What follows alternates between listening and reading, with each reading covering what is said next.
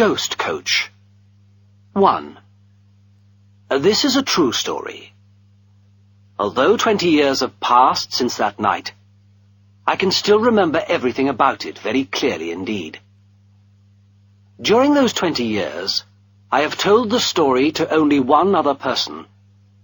I still feel uncomfortable about telling it. Be patient with me, please. Do not argue, and do not try to explain anything. I do not want your explanations. I do not welcome your arguments. I was there after all, and I have had 20 years to think about it. I had been shooting in the lonely hills in the north of England. I had been out all day with my gun, but without success. It was December, and a bitterly cold east wind was blowing. Snow was beginning to fall from a heavy grey sky. It was becoming dark, and I realized that I had lost my way. I looked around me, and saw no signs of human life. Oh well, I thought, I must just keep on walking, and perhaps I'll find shelter somewhere. I put my gun under my arm and started walking. The snow fell heavily. It became very cold, and night was falling fast. I was very tired and hungry. I had been out all day, and I had eaten nothing since breakfast. I thought about my young wife and the hotel in the village. How worried she will be, I thought. I promised to come back before nightfall. I wish I could keep that promise. We had been married just 4 months. We loved each other very much, and of course we were very happy together. I hated to worry her. Well, I thought, perhaps I'll find shelter somewhere. Perhaps I'll meet someone who can tell me how to get back to the hotel. Then with luck, I'll see my dear wife before midnight. All the time the snow was falling, and the night was becoming darker. Every few steps I stopped and shouted, but the only sound in that wild, lonely place was the wind. I began to feel uneasy. I had read stories about travellers who were lost in the snow. They walked until they were too tired to walk any more. Then they lay down in the snow and fell asleep and never woke up again. That mustn't happen to me, I said to myself. I can't let it happen. I mustn't die when I have so much to live for. What would my poor wife do without me? I pushed away these frightening ideas. I shouted louder, and then listened for an answer. Above the sad, complaining sounds of the wind, I thought I heard a far-off cry. I shouted again, and again I imagined that I heard an answer. Then, out of the darkness, appeared a little white circle of light. It came nearer. It became brighter. I ran towards it as fast as I could, and found an old man with a lantern. "Thank God!" I cried. I was very, very pleased to see him. He did not look at all glad to see me, however. He lifted his lantern and stared into my face. "What are you thanking God for?" he growled. "Well, I was thanking him for you. I was afraid that I was lost in the snow." "Where are you trying to get to?" "Dwalding." "How far is it from here?" I asked. "About 20 miles, the old man growled. "So you are lost after all." "Oh dear. And where is the nearest village?" "The nearest village is Wyke, and that's 12 miles away from here." "Where do you live, then?" "Over there," he said, pointing with the lantern. "Are you going home, then?" I asked. "Perhaps I am." "Then please let me go home with you," I said. The old man shook his head. "That's no good," he said. "He won't let you in." "Oh, I'm sure he will," I said. "Who is he?" "My master." "Who is your master?" I asked. "That's none of your business," was the old man's rude reply. Well, please take me to him. I'm sure that your master will give me shelter and supper tonight. Well, I don't think he will. But I suppose you can always ask, the old man said crossly. He shook his grey head again and started walking. I followed the light of his lantern through the falling snow. Suddenly, I saw a big black shape in the darkness. A huge dog came running towards me. It growled angrily. "Down, King," said the old man. "Is this the house?" I asked. "Yes, this is the house. Down, King." And he took a key out of his pocket. The door was huge and heavy. It looked like the door of a prison. The old man turned the key, and I saw my chance. Quickly, I pushed past him into the house. 2. I looked around me. I was in a very big, high hall. While I was looking, a bell rang loudly. "That's for you," said the old man. He gave an unfriendly smile. "That's the master's room. Over there." He pointed to a low, black door at the opposite side of the hall. I walked up to it and knocked loudly. Without waiting for an invitation, an old man with white hair was sitting at a table. Papers and books covered the table. He got up and looked very hard at me. "Who are you?"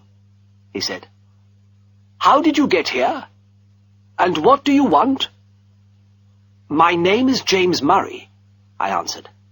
"I'm a doctor. I walked here across the hills. I need food, drink, and sleep." "This is not a hotel," he said. "Jacob, why did you let this stranger into my house?" "I didn't let him in," growled the old man. "He followed me home, and he pushed past me into the house. I couldn't stop him. He's bigger than I am." His employer turned to me. "And why did you do that, sir?" he asked. "To save my life," I answered at once. "To save your life?" "The snow is deep already," I replied. "It will be deep enough to bury me before morning." He walked over to the window and looked out at the falling snow. "It's true," he said at last. "You may stay until morning if you wish. Jacob, bring our supper. Sit down, please." He sat down at the table again and began to read. I put my gun in a corner. I sat down near the fire and looked around me. This room was smaller than the hall, but I could see many unusual and interesting things in it. There were books on every chair. There were maps and papers on the floor. "What an interesting room," I said to myself. "And what a strange place to live, here in this lonely farmhouse among these dark hills." I looked round the room, then I looked again at the old man. I wondered about him. Who is he? I thought. What is he? He had a big, beautiful head. It was covered with thick white hair. He had a strong, clever, serious face. There were lines of concentration across his wide, high forehead, and lines of sadness around his mouth. Jacob brought in our supper. His master closed his book and invited me politely to the table. There was a large plate with meat, brown bread, and eggs, and a pot of good, strong coffee. "I hope you're hungry, sir," said the old man. "I have nothing better to offer you." But my mouth was already full of bread and meat. "It's excellent," I said gratefully. "Thank you very much." "You're welcome," he said, politely but coldly. His supper, I saw, was only bread and milk. We ate without speaking. The old man seemed sad. I tried to imagine why he lived such a quiet and lonely life in this far-off place. When we had finished, Jacob took the empty plates away, the window. "It has stopped snowing," he said. I jumped up. "Stopped snowing?" I cried. "Then perhaps—" "No, of course I can't. I can't walk 20 miles tonight." "Walk 20 miles?" repeated the old man in surprise. "What do you mean?" "My wife is waiting for me," I said. "She does not know where I am. I'm sure she's very worried." "Where is she?" "At Dwalding, 20 miles away." "At Dwalding?" he said slowly. "Yes, that's right. It is 20 miles away. But do you have to go there at once?" "Oh, yes," I answered. "She'll be desperate with worry. I'll do anything." "Well," said the old man, after a moment's hesitation, "there is a coach. It goes along the old coach road every night, and it always stops at Dwalding." He looked at the clock on the wall. "In about an hour and a quarter, the coach should stop at a signpost about 5 miles from here. Jacob can go with you and show you the old coach road that leads to the signpost. If he does that, do you think you'll be able to find the signpost all right?" "Easily. And thank you."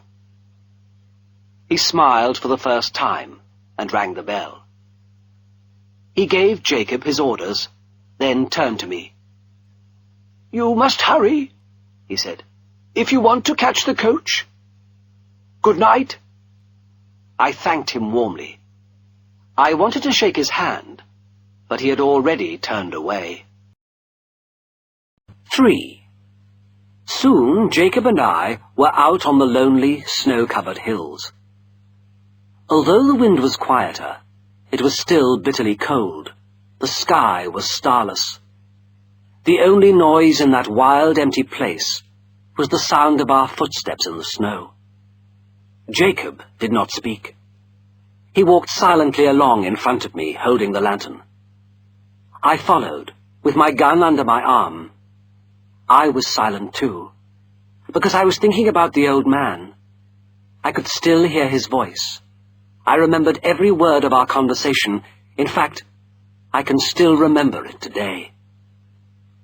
Suddenly Jacob stopped and pointed with the lantern. "That's your road. Keep that stone wall on your right, and you can't go wrong." "This is the old coach road, then?" I asked him. "That's right," he growled. "And how far am I from the signpost?" "About 3 miles. Just follow the road.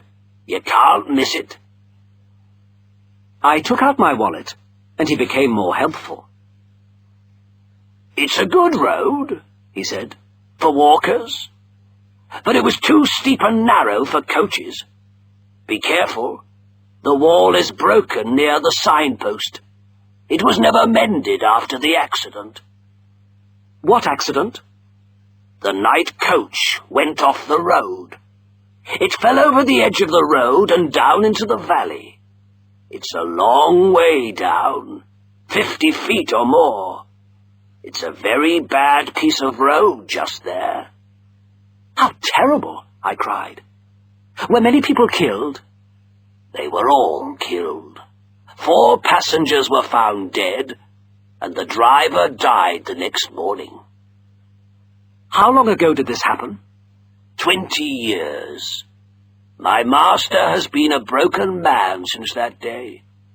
His only son was one of the passengers. That's why he shuts himself away in that lonely place." "The wall is broken near the signpost. Thank you. I'll remember that. Good night." I pushed a silver coin into his hand. "Good night, sir, and thank you," said Jacob. He turned and walked away. I watched the light of his lantern until it disappeared. Then I began to walk along the old coach road. This was not difficult. Although it was dark, I could still see the stone wall at the edge of the road. I'm safe, I told myself. But I felt very lonely and a little afraid. I tried to forget my loneliness and fear. I sang and I whistled. I thought about my dear wife, and for a short time I felt better. But the night was very cold. Although I walked quickly, I was unable to keep warm. My hands and feet were like ice. My chest felt icy cold, and I had difficulty in breathing. My gun seemed terribly heavy. I was very tired, and began to feel ill. I had to stop and rest for a moment. Just then, I saw a circle of light, a long way away, like the light of a lantern. At first I thought that Jacob had come back again, to make sure I was all right. Then I saw a second light beside the first. I realized that they were the two lights of a coach. But how strange, I thought, to use this dangerous old road. Jacob said nobody had used it since that terrible accident. Then I thought again. Have I walked past the signpost in the dark? Is this the night coach that goes to Dwalding after all? Meanwhile, the coach came along the road. It was moving very fast and noiselessly over the snowy road. I saw the huge dark shape of the coach, with its driver on top and its 4 fine grey horses. I jumped forward and shouted and waved. The coach went past me, and for a moment I thought it was not going to stop. But it did stop. The driver did not look at me. The guard seemed to be asleep. Everyone was silent and still. I ran up to the coach. Nobody moved to help me. I had to open the door of the coach for myself, with my stiff, frozen fingers. It's empty, I thought. But there were 3 travellers in the coach. None of them moved or looked at me. They all seemed asleep. I got in and sat down. The inside of the coach seemed very cold, even colder than outside. The air inside the coach smelt heavy, damp, and dead. I looked around at the other passengers and tried to start a conversation. "It's very cold tonight," I said politely to the passenger who was sitting opposite me. He turned his head towards me slowly, but did not answer. "I think winter is really here," I continued. The passenger was sitting in a dark corner, and I could not see his face, but I could see his eyes. He was looking straight at me, but still he did not say a word. Why doesn't he answer? I thought. But I did not feel really angry. I was too tired and too cold for that. I was still stiff with cold and tiredness, and the strange damp smell inside the coach was making me feel sick too. I was frozen to my bones and trembling with cold. I turned to the passenger on my left. "May I open the window?" I asked politely. He did not speak. He did not move. I repeated my question more loudly, but he still did not answer. Then I became impatient. I tried to open the window, and I saw the glass. It was covered with dirt. "My God! They haven't cleaned this glass for years," I said to myself. I looked around the coach, and suddenly I thought I understood the reason for the strange smell. Everything was dirty, old and damp. The floor was almost breaking away under my feet. I turned to the third passenger. "This coach is falling to pieces," I said to him.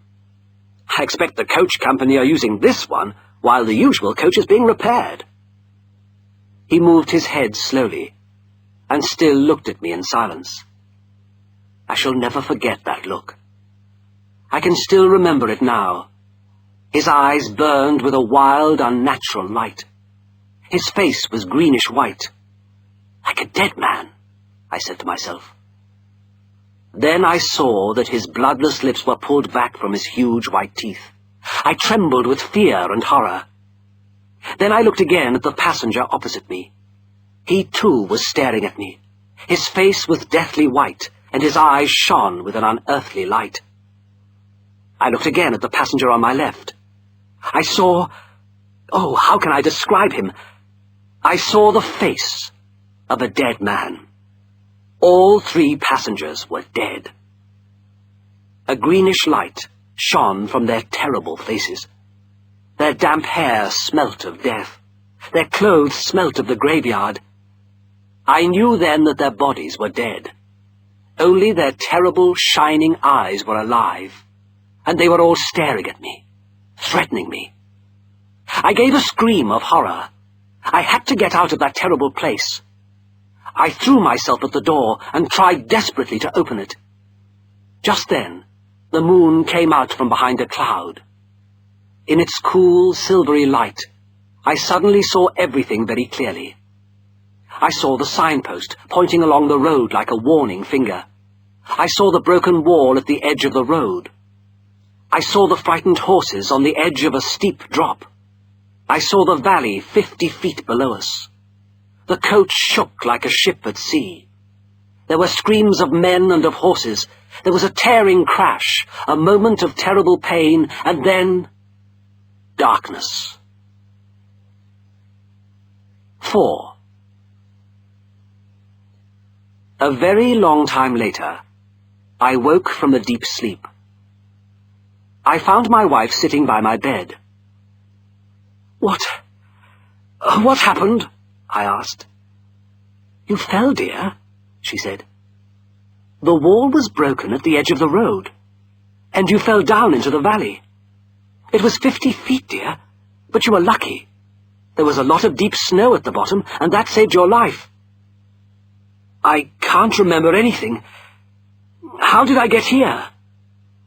2 farm workers were out early in the morning, looking for their lost sheep.